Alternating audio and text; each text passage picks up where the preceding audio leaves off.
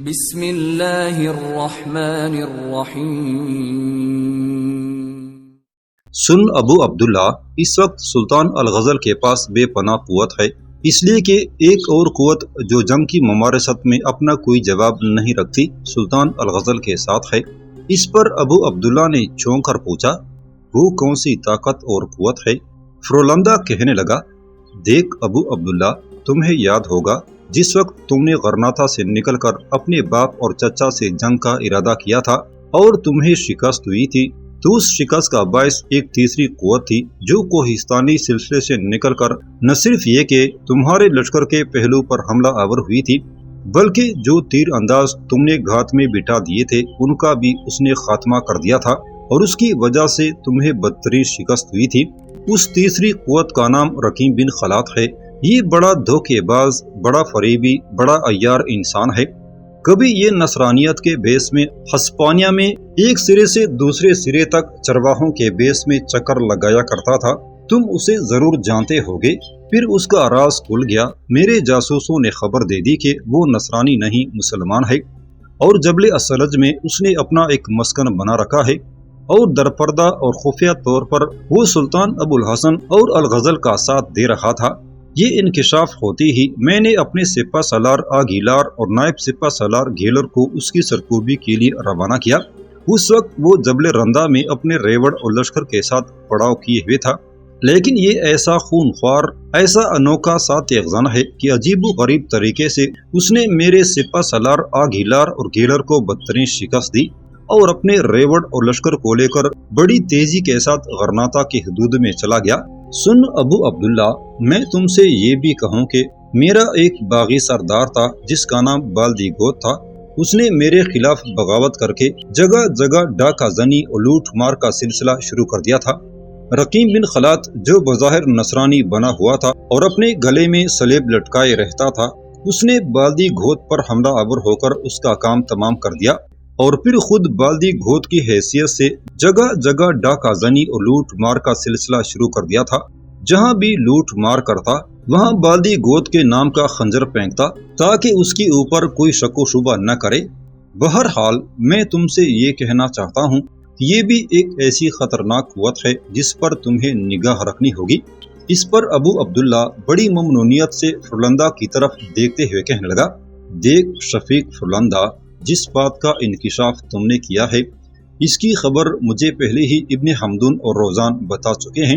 میں نے ہی ابن حمدون کو حکم دیا تاکہ وہ اپنے کچھ جاسوس لگائے اور پتہ کرے کہ تیسری قوت کون ہے، اور ان لوگوں نے اسے تلاش کر لیا اور مجھے بتایا کہ یہ وہی چرواہا ہے جو ہسپانیہ کے اندر چکر لگاتا رہتا تھا، بظاہر نصرانیت کا بیس بدلا ہوا ہے لیکن باطن میں وہ مسلمان ہے۔ فرولندہ، تم مطمئن رہو، میں اس رقیم بن خلات کے خلاف بھی ایسے حرکت میں آؤں گا کہ یا تو اس کا خاتمہ کر دوں گا۔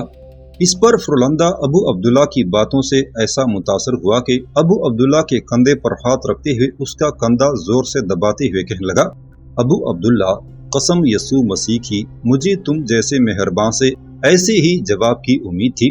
فرولندہ کی اس گفتگو سے ابو عبداللہ کی چھاتی کسی قدر تھم گئی تھی، پھر وہ خوشی کے اظہار میں مزید کہنے لگا، فرولندہ، جہاں تک میرے چچا الغزل کا تعلق ہے تو میں تمہیں یقین دلاتا ہوں کہ مالکا پہنچتے ہی میں اپنی طاقت اور قوت میں اضافہ کرتا رہوں گا۔ اگر الغزل نے مجھ سے ٹکرانے کی کوشش کی تو میں اپنا پورا دفاع کروں گا۔ اس پر فرولندہ بولا، اور اگر الغزل اور رقیم بن خلات نے مل کر تم پر حملہ کر دیا تو پھر؟ اس پر ابو عبداللہ غور سے فرولندہ کی طرف دیکھتے ہوئے کہنے لگا، پھر میری نگاہیں آپ کی طرف اٹھیں گی اور مجھے امید ہے کہ ان دونوں کے مقابلے میں تم میری ضرور مدد کرو گے۔ اس پر فرولندہ کہنے لگا، کیوں نہیں ابو عبداللہ، اب تم میرے لیے میرے بیٹوں کی مانند ہو اور میں ہر صورت میں تمہاری مدد کروں گا، پر دیکھو، الغزل کو اپنے سامنے زیر کرنے کے لیے میں تمہیں پہلے سے ایک تدبیر بھی بتا سکتا ہوں۔ اس پر ابو عبداللہ نے چونک کر پوچھا، کیسی تدبیر؟ فرولندہ کہنے لگا، دیکھ ابو عبداللہ، یہاں سے جانے کے بعد تو مالکا میں اپنا لشکر ترتیب دینے کے بعد لوشا شہر پر حملہ آور ہونا۔ تمہاری اس حرکت سے الغزل اور رقیم بن خلات یقیناً تمہارے خلاف حرکت میں آئیں گے اور لوشا کی طرف بڑھیں گے تاکہ تمہیں لوشا پر قبضہ نہ کرنے دیا جائے۔ ایسے موقع پر تم رقیم بن خلاد اور الغزل دونوں کو صلح کی گفت و شنید کے سلسلے میں اپنے ساتھ مصروف رکھنا اور وقت گزارنے کی کوشش کرنا۔ اس پر ابو عبداللہ پوچھنے لگا، لیکن میں صلح کی کیسی شرائط طے کروں گا؟ اس پر فرلندہ مشورہ دینے لگا، تم کوئی بھی شرائط طے کر سکتے ہو۔ وقت گزارنے کے لیے تم الغزل سے یہ بھی کہہ سکتے ہو کہ اگر وہ اپنے شاہانہ اعلان سے تمہیں لوشا کا والی مقرر کر دے تو پھر تم آنے والے دور میں اس کے مطیع بن کر رہو گے اور میرے یعنی فرلندہ کے خلاف ہمیشہ ان کی مدد کرو گے۔ اس طرح تم اسے صلح کی گفت و شنید میں مصروف رکھنا۔ اسی دوران میں حرکت میں آ چکا ہوں گا۔ میں 2 لشکر تشکیل دوں گا۔ ایک لشکر میرے سپہ سالار آگیلار کی سرکردگی میں ہوگا اور دوسرا نائب سپہ سالار گیلر کی سرکردگی میں ہوگا۔ جس وقت تم لوشا شہر سے باہر الغزل اور رقیم بن خلاد کے ساتھ صلح کی گفت و شنید کرنے میں مصروف ہوگے، آگیلار پشت کی طرف سے شہر پر قابض ہو جائے گا۔ اس کے بعد تم سلطان الغزل اور رقیم بن خلاد کے ساتھ گفت و شنید ترک کر دینا اور لوشا شہر کی فصیلوں کے قریب ہٹ آنا، اور اگر سلطان الغزل اور رقیم بن خلاد تم پر حملہ آور ہوتے ہیں تو شہر کی فصیل کے اوپر سے میرا سپہ سالار آگیلار تمہاری اور تمہارے لشکریوں کی حفاظت کرے گا۔ دیکھ ابو عبداللہ، جہاں تک میرے دوسرے لشکر کا تعلق ہے اس کی کمانداری میرا نائب سپہ سالار گیلر کرے گا۔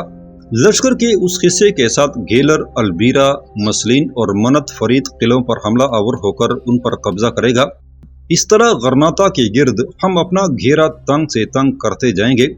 گیلر جب البیرا، مسلین اور منت فرید کو فتح کر لے گا تو پھر وہ سخرا شہر کا محاصرہ کرے گا، اور مجھے امید ہے کہ وہ سخرا شہر کو فتح کر لے گا، اس لیے کہ اس وقت تک سلطان الغزل اور رقیم بن خلاد دونوں کی عسکری طاقت لوشا، البیرا، مسلین، منت فرید اور سخرا میں تقسیم ہو کر بالکل کمزور اور ناکارہ ہو چکی ہوگی، اور پھر ہم اپنی مرضی کے مطابق ان پر ضرب لگا سکیں گے۔ سن ابو عبداللہ، سخرا شہر فتح ہو جائے گا تو پھر ہم سخرا کے علاوہ لوشا، منت فرید اور البیرا کو اپنی طاقت کا مرکز بنائیں گے، وہاں بہترین لشکر جمع کریں گے۔ اس کے بعد میں اور تم دونوں مل کر غرناطہ پر حملہ آور ہوں گے۔ الغزل اور رقیم بن خلاد دونوں کو شکست دیں گے اور غرناطہ فتح کر کے میں تمہیں وہاں تخت نشین کر دوں گا۔ اس طرح سن ابو عبداللہ، میں الغزل کی طرح تمہیں غرناطہ کا سلطان بنا کے تمہارے ساتھ اپنا حق ہمسائیگی ادا کرنا چاہتا ہوں۔ کہو ابو عبداللہ، کیا تمہیں میری یہ تجویز قبول اور منظور ہے؟ ابو عبداللہ وقت ضائع کیے بغیر فوراً بول پڑا، دیکھ فرلندہ، جو کچھ تم نے کہا ہے یہ میری بہتری اور بلائی کے لیے ہے، پھر بلائی کی تجویز کو کیوں تسلیم نہیں کروں گا؟ میں تمہارے ساتھ عہد کرتا ہوں کہ یہاں سے جاتے ہی میں سب سے پہلے اپنے لشکر کو مالکہ میں درست کروں گا، اس کے بعد لوشا پر حملہ آور ہوں گا۔ اس کے بعد جو کچھ ہم نے کرنا ہے وہ میرے اور تمہارے درمیان گفتگو میں طے ہو گیا ہے۔ فرلندہ نے اس سے اطمینان کا اظہار کیا، پھر وہ اپنی جگہ سے اٹھا اور کہنے لگا، اگر ایسا ہے تو میرے ساتھ آؤ تاکہ میں یہاں سے تمہارے کوچ کا انتظام کروں، میرے محافظ تمہیں مالکہ تک چھوڑیں گے۔ ابو عبداللہ خوشی خوشی اپنی جگہ پر اٹھ کھڑا ہوا، پھر وہ فرلندہ اور ملکہ ایزابیلا کے ساتھ باہر نکل گیا تھا۔ تھوڑی دیر بعد ابو عبداللہ فرلندہ کے محافظوں کے ساتھ مالکہ شہر کا رخ کر رہا تھا۔ فرلندہ کے کارکن جریر بن حمدون اور روزان پہلے ہی مالکہ میں فرلندہ کی ہدایت کے مطابق سرکردہ لوگوں سے مل کر انہیں ابو عبداللہ کا طرفدار بنا چکے تھے، اور وہ الغزل کے بجائے ابو عبداللہ کو سلطان بنانے پر تیار تھے۔ یہ مالکہ کے لوگوں کی انتہائی ناعاقبت اندیشی بے وقوفی تھی کہ وہ مسلمانوں کو آپس میں تقسیم کرنے پر تلے ہوئے تھے۔ بہرحال فرلندہ کے محافظوں کے ساتھ ابو عبداللہ جب مالکہ پہنچا تو مالکہ کے سرکردہ لوگوں نے ابو عبداللہ کو ہاتھوں ہاتھ لیا اور پھر مالکہ کے تخت پر ابو عبداللہ کو بٹھا دیا گیا۔ اس طرح ایک بار پھر غرناطہ کی سلطنت 2 حصوں میں تقسیم ہو گئی تھی۔ ایک حصہ الغزل کے پاس جس کا مرکزی شہر غرناطہ تھا، دوسرا حصہ ابو عبداللہ کے پاس جس کا مرکزی شہر مالکہ تھا۔ مالکہ میں اپنی لشکر کو درست اور استوار کرنے میں ابو عبداللہ نے زیادہ دن صرف نہیں کیے۔ لشکر جو اس نے ترتیب دیا وہ اس نے 3 حصوں میں تقسیم کیا۔ ایک حصہ اس نے جریر بن حمدون کی سرکردگی میں دیا، جسے اس نے مالکہ کی حفاظت پر چھوڑا۔ روزان کو بھی اس نے مالکہ میں ہی رکھا، اور خود ابو عبداللہ 2 حصوں کے ساتھ لوشا پر حملہ آور ہونے کے لیے بڑی تیزی سے کوچ کر گیا تھا۔ ادھر سلطان الغزل کو بھی خبر ہو گئی تھی کہ ابو عبداللہ پہنچ چکا ہے، اور یہ کہ لوشا کے لوگوں نے اس کے خلاف علم بغاوت بلند کرتے ہوئے ابو عبداللہ کو اپنا سلطان تسلیم کر لیا ہے، اور یہ کہ اب ابو عبداللہ لوشا پر حملہ آور ہونے کے لیے بڑی تیزی سے لوشا کی طرف پیش قدمی کر رہا ہے۔ اس خبر پر سلطان الغزل بڑی تیزی سے حرکت میں آیا۔ رقیم بن خلاد کو بھی سلطان الغزل نے اپنی مدد کے لیے طلب کیا۔ رقیم بن خلاد اس بار منصور بن نعمان کو مسکن کی حفاظت پر چھوڑا، ایک لشکر بھی اس کی کمانداری میں دیا، اور لشکر کے ایک حصے کے ساتھ وہ منظر بن طریف کے ساتھ سلطان کی پکار پر غرناطہ پہنچ گیا تھا۔ سلطان الغزل اپنے اور رقیم بن خلاد کے مشترکہ لشکر کے ساتھ برق رفتاری سے لوشا شہر کی طرف بڑھا تھا۔ غرناطہ کی حفاظت کے لیے سلطان الغزل نے لشکر کے ایک حصے کے ساتھ الجزری کو وہاں چھوڑ دیا تھا۔ جس وقت سلطان الغزل اور رقیم بن خلاد متحدہ لشکر کے ساتھ لوشا کے قریب پہنچے تو ان کی آمد سے پہلے ہی ابو عبداللہ اپنے لشکر کے ساتھ لوشا کے باہر خیمہ زن ہو چکا تھا۔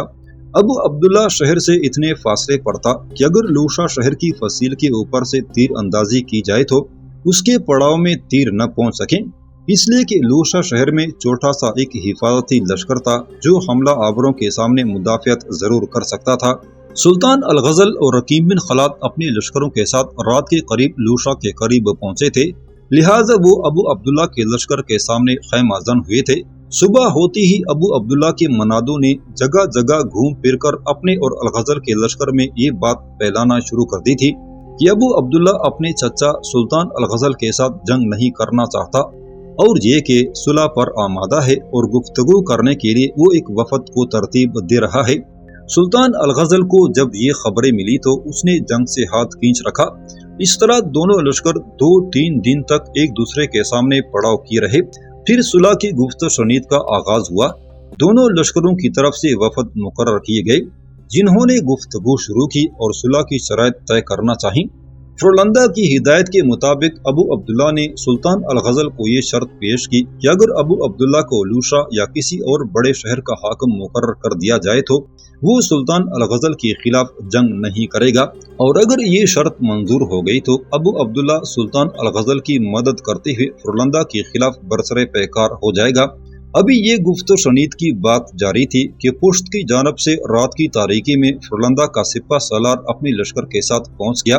شہر کے اندر حفاظتی لشکر تھے، وہ اپنی پوری توجہ سے شہر کی فصیل کی اس سمت سمٹے ہوئے تھے جس سمت ابو عبداللہ نے پڑاؤ کر رکھا تھا، تاکہ ابو عبداللہ اگر بد دیانتی کر کے حملہ آور ہو تو دفاع کیا جا سکے۔ آگیلار نے اس چیز سے فائدہ اٹھایا اور مخالف سمت سے حملہ آور ہوا۔ رات کی تاریکی میں اس کے لشکری بڑی تیزی سے فصیل پر چڑھ گئے۔ فصیل پر جس قدر محافظ تھے ان کا قتل عام کیا۔ اس کے بعد آگیلار فصیل سے شہر میں داخل ہوا۔ لوشا شہر کے اندر جس کسی نے مزاحمت کی، آگیلار نے ان سب کا قتل عام کرتے ہوئے شہر پر قبضہ کر لیا تھا، اور پھر اس قبضے کی اطلاع ابو عبداللہ کو بھی کر دی گئی تھی۔ جب ابو عبداللہ کو اطلاع دی گئی کہ پشت کی طرف سے حملہ آور ہو کر آگیلار نے لوشا پر قبضہ کر لیا ہے، تب ابو عبداللہ نے اپنے چچا الغزل کے ساتھ صلح کی گفت و شنید ختم کر دی۔ اس کا جو وفد سلطان کے وفد کے ساتھ صلح کی بات چیت کے لیے گیا ہوا تھا اسے اس نے واپس بلا لیا۔ پھر رات کی تاریکی میں ابو عبداللہ اپنے لشکر کے ساتھ حرکت میں آیا اور شہر میں داخل ہو گیا تھا۔ دوسرے روز سلطان کو جب صورتحال کی خبر ہوئی تو اسے ابو عبداللہ پر سخت افسوس کے علاوہ بے حد غصہ آیا، لیکن اب معاملہ ختم ہو چکا تھا۔ لوشا شہر پر فرلندہ کا لشکر قابض ہو گیا تھا۔ ابو عبداللہ بھی لوشا شہر میں فرلندہ کے لشکر سے جا ملا تھا۔ اب سلطان اور رقیم بن خلاد کے لیے صورتحال بہت دشوار اور سنگین ہو کر رہ گئی تھی۔ اگلے روز صبح سویرے ہی سلطان الغزل نے رقیم بن خلاد اور منظر بن طریف کو اپنے خیمے میں طلب کیا۔ جب وہ دونوں سلطان کے خیمے میں آئے تو سلطان بڑے متفکر اور پریشان بیٹھا ہوا تھا۔ رقیم بن خلاد اور منظر بن طریف دونوں سامنے آ کر بیٹھ گئے۔ سلطان غمزدہ سی آواز میں ان دونوں کو مخاطب کر کے کہنے لگا، سنو میرے دونوں عزیز ہو، ابو عبداللہ نے پھر ایک بار ہمارے ساتھ دھوکہ اور فریب کیا ہے۔ نہ جانے یہ شخص کس مٹی کا بنا ہوا ہے کہ ہمیشہ سے ہی دھوکے پر دھوکہ دیتا رہا۔ پہلے اپنے باپ کو دھوکہ دیا، مجھے دھوکہ دیا، اور پھر پوری مسلم قوم کو دھوکہ دے دیا ہے۔ سنو میرے دونوں بھائیوں، اس ابو عبداللہ نے ہمیں صلح کی گفتگو میں مصروف رکھا اور فرولندا سے ساز باز کر کے پشت کی طرف سے فرولندا کے لشکر کو حملہ آور ہونے کا موقع دیا اور لوشا پر قبضہ کر لیا ہے۔ میں سمجھتا ہوں یہ مسلم قوم کے ساتھ اس کی سب سے بڑی بددیانتی اور مکاری ہے۔ میں نے ارادہ کیا ہے کہ لوشا شہر پر حملہ آور ہو کر فرولندا کے سپہ سالار آگیلار دونوں کو سخت ترین سزا دی جائے۔ اس پر رقیم بن خلاد کہنے لگا، سلطان محترم، میں آپ سے کلی طور پر اتفاق کرتا ہوں۔ میرے خیال میں ابھی اور اسی وقت حملے کی ابتدا کرنی چاہیے۔ یہ حملہ دو طرفہ ہونا چاہیے، ایک طرف سے آپ حملہ کریں، دوسری طرف سے میں۔ اس طرح لوشا شہر کی ہم اینٹ سے اینٹ بجا کر رکھ دیں گے۔ شہر کے اندر آگیلار اور ابو عبداللہ کا جو لشکر ہے ان سب کو ہم روند کر رکھ دیں گے۔ جواب میں سلطان الغزل کچھ کہنا ہی چاہتا تھا کہ سلطان کا ایک حاجب اندر آیا اور سلطان کے ایک جاسوس کے آنے کی اطلاع کی۔ سلطان نے فوراً اس کو طلب کیا، جس پر وہ حاجب اس کو اندر لے آیا۔ وہ سلطان کے سامنے آ کر کھڑا ہو گیا اور بڑی بددلی میں کہنے لگا، سلطان محترم، میں ایک بری خبر لے کر آیا ہوں۔ اس پر سلطان نے کسی قدر تشویشناک انداز میں اس کی طرف دیکھتے ہوئے پوچھا، تم کیسی بری خبر لائے ہو؟ جواب میں جاسوس پھر کہہ رہا تھا، سلطان محترم، فرولندا کے نائب سپہ سالار گیلر نے پہلے ہمارے قلعے البیرا پر حملہ کیا، پھر وہ مسلین پر حملہ آور ہوا، اسے بھی فتح کیا۔ اس کے بعد وہ منت فرید قلعے پر حملہ آور ہوا اور اسے بھی وہ فتح کر چکا ہے۔ اب وہ منت فرید نام کے قلعے سے نکل کر سخرا شہر کی طرف پیش قدمی کرنا چاہتا ہے۔ سخرا شہر کو آپ کے بھائی سلطان ابو الحسن نے فتح کیا اور گیلر کا ارادہ ہے کہ سخرا شہر کو فتح کر کے وہ مسلمانوں سے ماضی کا انتقام لے گا۔ یہ خبر سن کر سلطان الغزل ویران اور اداس ہو گیا تھا۔ تھوڑی دیر تک وہ سوچتا رہا، پھر وہ رقیم بن خلاد کی طرف دیکھتے ہوئے کہنے لگا، سن رقیم بن خلاد میرے بھائی، اب حالات یکسر تبدیل ہو گئے ہیں۔ اس ابو عبداللہ نے ہمارے ساتھ بڑا فریب کیا ہے۔ ہمیں صلح کی گفتگو میں مصروف رکھ کر ایک طرف اس نے گیلر کو حملہ آور ہونے کا موقع فراہم کیا، دوسری طرف آگیلار کے ذریعے لوشا شہر پر قبضہ کر لیا۔ دیکھ میرے بھائی، میں اب اپنے فیصلے کو تبدیل کرتا ہوں۔ لوشا جس حال میں ہے اسے اسی حالت میں رہنے دو۔ اب ہمیں البیرا، مسلین، منت فرید اور سخرا شہر کی فکر کرنی چاہیے۔ سن میرے بھائی، میری تجویز یہ ہے کہ 2 شہروں پر میں حملہ آور ہوں اور 2 پر تم حملہ آور ہو۔ اس طرح ہم 4 شہروں کو فرولندا کے قبضے سے نجات دلا سکتے ہیں۔ اس پر رقیم بن خلاد فوراً کہنے لگا، سلطان محترم، البیرا اور مسلین پر گیلر ضرور قبضہ کر کے اپنے لشکر کے حصے کو حفاظت کے لیے مقرر کر چکا ہوگا۔ آپ البیرا اور مسلین پر حملہ آور ہوں، میں پہلے منت فرید کی طرف جاتا ہوں۔ میرے خیال میں میرے وہاں پہنچنے سے پہلے تک گیلر منت فرید سے السخرا شہر کی طرف کوچ کر گیا ہوگا، لہٰذا میں اس منت فرید پر قبضہ کرنے کے بعد السخرا شہر پر گیلر سے ٹکراؤں گا اور مجھے امید ہے کہ میں اسے بدترین شکست دینے میں کامیاب ہو جاؤں گا۔ اس پر سلطان الغزل نے اپنی خوشنودی اور رضامندی کا اظہار کرتے ہوئے کہا، دیکھ رقیم بن خلاد میرے بھائی، ان حالات میں تمہاری تجویز سے پوری طرح اتفاق کرتا ہوں۔ آؤ اب یہاں سے کوچ کریں، لیکن کوچ کرنے سے پہلے اپنے جاسوسوں کے ذریعے چاروں طرف یہ خبر پھیلا دیں کہ سلطان الغزل اور رقیم بن خلاد دھوکے سے لوشا شہر پر قبضہ کرنے کے لیے اپنا پڑاؤ اٹھا کر چلے گئے ہیں اور اچانک کسی بھی وقت اور رات کی تاریکی میں یا مناسب وقت پر لوشا شہر پر حملہ آور ہوں گے اور اسے فتح کرنے کی کوشش کریں گے۔